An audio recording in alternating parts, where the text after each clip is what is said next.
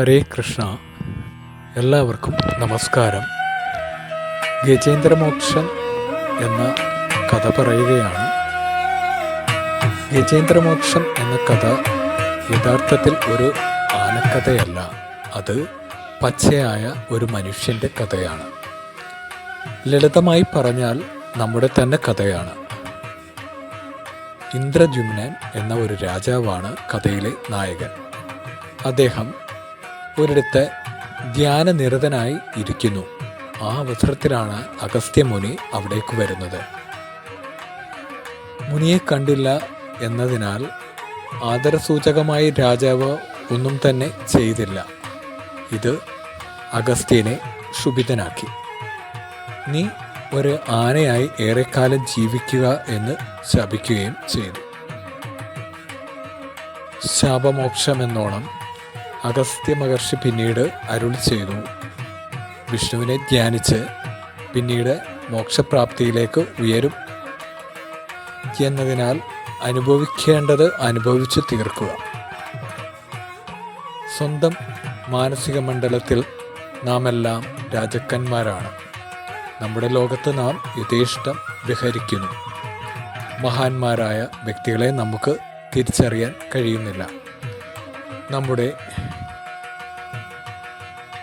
ധ്യാനരഹസ്യം എന്തുതന്നെയായാലും ഋഷീശ്വരന്മാരെ നമുക്ക് ആദരിക്കാൻ കഴിയണം. ഇന്ദ്രദ്യുമ്നൻ ഒരു ആനയായി വനത്തിൽ വിഹരിക്കാൻ തുടങ്ങി. തൻ്റെ അടിയായ ഗജേന്ദ്രൻ കാട് കുലുക്കി നടന്നു. ഒരു ആനയ്ക്ക് ആരെയാണ് ഭയപ്പെടാനുള്ളത്? സഹായികളായി വേറെയും ആനകൾ. അങ്ങനെ ഇരിക്കെ ഒരിക്കൽ തടാകത്തിൽ വെള്ളം കുടിക്കാൻ ഇറങ്ങി. വെള്ളം കുടിച്ചു വിനയാന്വിതനായി മടങ്ങിയിരുന്നെങ്കിൽ ഇങ്ങനെയാകുമായിരുന്നില്ല. ഗജേന്ദ്രൻ കാൽ വെള്ളത്തിലിട്ട് വെള്ളം കലക്കി. ഈ അവസരത്തിലാണ് ഒരു മുതല കാലിൽ കടിക്കുന്നത്. തുടക്കത്തിൽ എത്രയോ നിസ്സാരമായി ഒരു കാര്യമായിട്ടാണ് ഗജേന്ദ്രന് തോന്നിയത്.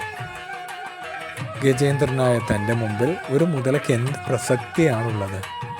തനിക്ക് വേണ്ടി ജീവൻ ബലിയർപ്പിക്കാൻ വേറെയും ഗജേന്ദ്രന്മാരുണ്ട്. മുതലയോടുള്ള പരിഹാസം മനസ്സിലുറപ്പിച്ച് കാൽ വലിച്ചു. അതോടെ മുതലയുടെ പല്ലുകൾ കാലിൽ കോർത്തു. ഗജേന്ദ്രൻ ക്ഷീണിതനാവുകയാണ്. മുതല ഗജേന്ദ്രനെ വെള്ളത്തിലേക്ക് വലിച്ചു കൊണ്ടുപോകുന്നു. ഈ അവസരത്തിൽ സംഘത്തിൽപ്പെട്ട എല്ലാ ആനകളും ഗജേന്ദ്രനെ സഹായിച്ചുവെങ്കിലും അതൊക്കെ നിഷ്പ്രമമായി. ആപത്ത് വരുന്നത് അപ്രതീക്ഷിതമായിട്ടാണ്. നിസാരമെന്ന് കരുതുന്ന ഒരു തീപ്പൊരിയാണ് ഒരു അഗ്നിയായി മാറുന്നത്. കുറച്ചു നേരം കഴിഞ്ഞപ്പോൾ സഹായികൾ സ്ഥലം വിട്ടു. ഗജേന്ദ്രൻ ഒറ്റയ്ക്കായി. ജീവമരണ പോരാട്ടം. അതോടെ അഹങ്കാരം നശിച്ചു. ഒരു താമരയെടുത്ത് മഹാവിഷ്ണുവിനെ പ്രാർത്ഥിച്ചു അർച്ചന ചെയ്തു. വിഷ്ണു പ്രത്യക്ഷപ്പെടുകയും മുതലയിൽ നിന്നും രക്ഷപ്പെടുത്തുകയും ചെയ്തു. കൂട്ടത്തിൽ മുതലയ്ക്കും കിട്ടി ശാപമോക്ഷം. വളരെ വലിയ ഒരു സന്ദേശമാണ് ഈ കഥ മാനവരാശിക്ക് നൽകുന്നത്. തങ്ങൾ എത്ര ശക്തർ എന്ന് വ്യക്തികളും സമൂഹവും അഹങ്കരിച്ചു കൊണ്ടിരിക്കുന്നു. തനിക്ക് ഒരിക്കലും ആപത്ത് വരില്ലെന്നും വരികയാണെങ്കിൽ എളുപ്പത്തിൽ കൈകാര്യം ചെയ്യാമെന്നും കരുതുന്നു. പതനങ്ങളിൽ നിന്നും കരകയറാൻ കഴിയാതെ വരുമ്പോഴാണ് നാം ദൈവത്തെ വിളിക്കുന്നത്. സുദർശന ചക്രം നമ്മെ സഹായിക്കുന്നു. നല്ല ദർശനങ്ങൾ എന്നാണ് സുദർശനം എന്നതുകൊണ്ട് ഉദ്ദേശിക്കുന്നത്. ആപത്ത് വരുമ്പോൾ ഋഷിവചനങ്ങളാകുന്ന സുദർശനം നമ്മെ സഹായിക്കുന്നു. താമര നല്ലൊരു പ്രതീകമാണ്. ചേറിൽ നിന്നും വെള്ളത്തിലേക്ക്, വെള്ളത്തിൻ്റെ ഉയർച്ച താഴ്ചയ്ക്കനുസരിച്ച് താമര സ്ഥിര പ്രജ്ഞഭാവത്തിൽ നിലകൊള്ളുന്നു. താമര വായുവിലേക്കും അഗ്നിയിലേക്കും തുടർന്ന് ആകാശത്തിലേക്കും നീങ്ങുന്നു. ഭൂമിയിൽ നിന്നും ആകാശത്തിലെത്തുക എന്ന കർമ്മം പ്രതീകാത്മകമായി താമര നിർവഹിക്കുന്നു. ഗജേന്ദ്രൻ ആ താമര തുമ്പിക്കൈ കൊണ്ട് എടുത്ത ശേഷം വിഷ്ണുവിനെ ധ്യാനിച്ചുകൊണ്ട് മുകളിലേക്ക് എറിഞ്ഞു. അഹങ്കാരം അസ്തമിക്കുമ്പോൾ ആത്മജ്ഞാനം മുളപൊട്ടുന്നു. അപ്രതീക്ഷിതമായ വീഴ്ചകൾ സദ്ബുദ്ധി പ്രദാനം ചെയ്യുന്നു.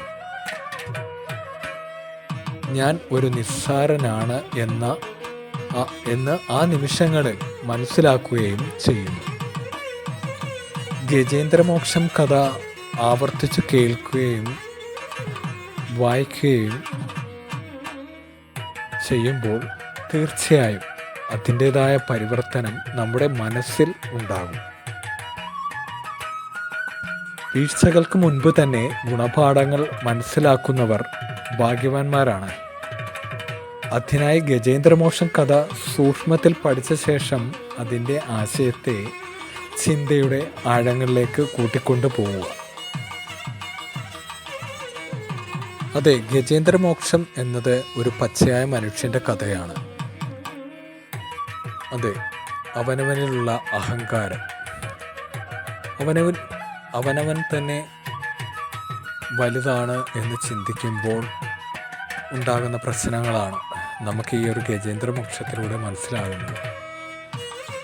മറ്റുള്ളവരെ മാനിക്കാൻ അറിയാൻ വയ്യാതെ, അല്ലെങ്കിൽ അവരോട് യാതൊരു വിലയും കൽപ്പിക്കാതെ പലരും നമുക്ക് ഈ സമൂഹത്തിൽ കാണാം. അങ്ങനെയുള്ള എത്രയെത്ര പേര് അവനവൻ വലുതാണ് എന്ന് ചിന്തിക്കുന്നത് കൊണ്ടാണ് മറ്റുള്ളവർക്ക് യാതൊരു വിലയും കൽപ്പിക്കാത്തത്.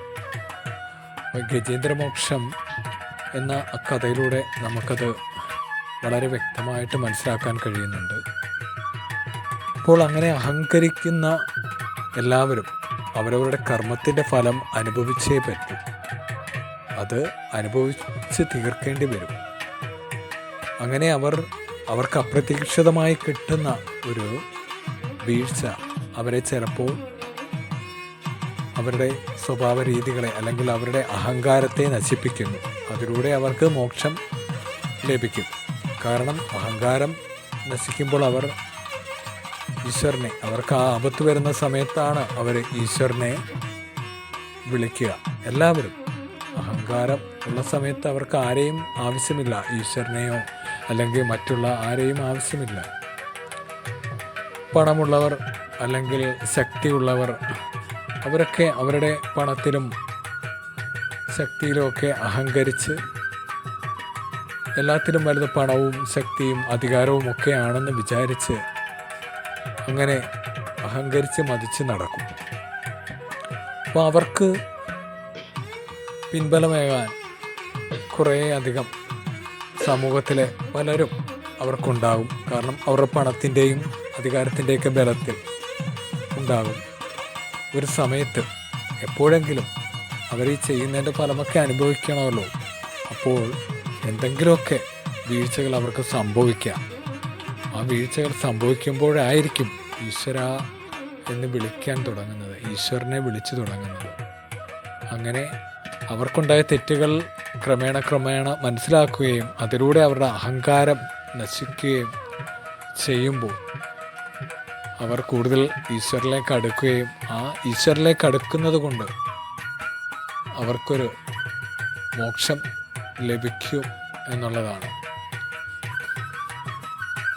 ഇവിടെ നമുക്ക് നമ്മുടെ സമൂഹത്തിൽ കാണാം, പലരും അധികാരത്തിൻ്റെയും പണത്തിൻ്റെയും അല്ലെങ്കിൽ മറ്റ് പലതിൻ്റെയും ഒക്കെ ബലത്തിൽ വളരെയധികം ജനങ്ങളെ വിഷമിപ്പിക്കുകയും ബുദ്ധിമുട്ടിപ്പിക്കുകയൊക്കെ ചെയ്യാറുണ്ട്. പല രീതിയിലും അവർ മറ്റുള്ള ആർക്കും ഒരു വിലയും കൽപ്പിക്കില്ല, മാന്യത കൊടുക്കാറില്ല. അവർക്കെല്ലാം മാന്യതയും കിട്ടണം എന്നുള്ള ഒരു വാശിയിലാണ്. ആ ഒരു തരത്തിലേക്ക് അഹങ്കരിച്ച് നടക്കുന്ന കുറേയധികം ആൾക്കാരുണ്ട്. അവരുടെ അഹങ്കാരത്തിൻ്റെ ഫലമായിട്ട് എപ്പോഴെങ്കിലുമൊക്കെ കിട്ടുന്ന തിരിച്ചടികൾ അവരെ അങ്ങ് ഒരു കുഴിയിലേക്ക് തള്ളുന്ന പോലെയാവും. കാരണം അഹങ്കരിച്ച് മതിച്ച് നടന്ന സമയത്ത് അവർക്കെല്ലാവരുടെയും പിൻബലമുണ്ടായിരുന്നു. പണത്തിൻ്റെ ശക്തിയുടെയും എല്ലാം. മറ്റ് സമൂഹത്തിൻ്റെ എല്ലാം പിൻബലം അവർക്ക് കിട്ടിയിരുന്നു. പക്ഷേ അവർക്കൊരു വീഴ്ച വരുമ്പോൾ ഈ പറഞ്ഞ സമൂഹവും എല്ലാം അവരുടെ സമൂഹത്തിൽ നിന്നും ഓരോ വ്യക്തികളും അവരിൽ നിന്ന് അകലും. അതുപോലെ തന്നെ അവരുടെ സമ്പത്തെല്ലാം ചോർന്നു പോവുകയും ചെയ്യും. അതവർക്ക് ചിലപ്പോൾ അവരുടെ ആരോഗ്യം നശിച്ച സമയമാണെങ്കിൽ ആരോഗ്യത്തെ പോലും സംരക്ഷിക്കാൻ പോലും അവർക്ക് സമ്പത്തില്ലാത്തൊരവസ്ഥയിലേക്ക് പോലും എത്തിച്ചേരാം. അങ്ങനെയൊക്കെ വരുമ്പോൾ ഇവർ വളരെ വിഷമഘട്ടത്തിലാവും. കാരണം അത്രയും ഉയർന്ന ഒരു പദവിയിലൊക്കെ ഇരുന്നിട്ട് പെട്ടെന്ന് അഹങ്കരിച്ച് നടന്ന ഇതിൽ നിന്നും പെട്ടെന്ന് വലിയൊരു വിഷമത്തിലേക്കൊക്കെ പോകുമ്പോഴത്തേക്ക് മാനസികമായിട്ട് വളരെ ബുദ്ധിമുട്ടിലാകും. അപ്പോൾ അതൊക്കെ ഇങ്ങനെയൊക്കെയുള്ള തെറ്റുകൾ ചെയ്യുന്നതിന് മുമ്പ് തന്നെ ഇതിൻ്റെയൊക്കെ ഫലം മോശമായിരിക്കും അവസാനം എന്ന് മനസ്സിലാക്കി ഇതിൽ നിന്നൊക്കെ പിന്മാറാൻ കഴിയുന്നവരാണ് ഭാഗ്യവാന്മാർ എന്നാണ് പറയുന്നത്. അപ്പോൾ അതൊക്കെ എല്ലാവർക്കും ഓരോ രീതിയിലുള്ള തെറ്റുകളിലേക്ക് പോകുന്നതിന് മുമ്പ് എല്ലാവർക്കും മനസ്സിലാകട്ടെ. എല്ലാവരും എപ്പോഴും ഈശ്വരനെ ആശ്രയിക്കട്ടെ. അതിലൂടെ എല്ലാവർക്കും നല്ല ചിന്തകളും നല്ല ബുദ്ധിയും ഒക്കെ ഉണ്ടാകട്ടെ. നമ്മളെല്ലാവരും ഈശ്വരനോട് അടുക്കാൻ കഴിയട്ടെ എന്ന് പ്രാർത്ഥിക്കുന്നു. എല്ലാവർക്കും നന്ദി പറഞ്ഞുകൊണ്ട് നിർത്തുന്നു. ഹരേ കൃഷ്ണ.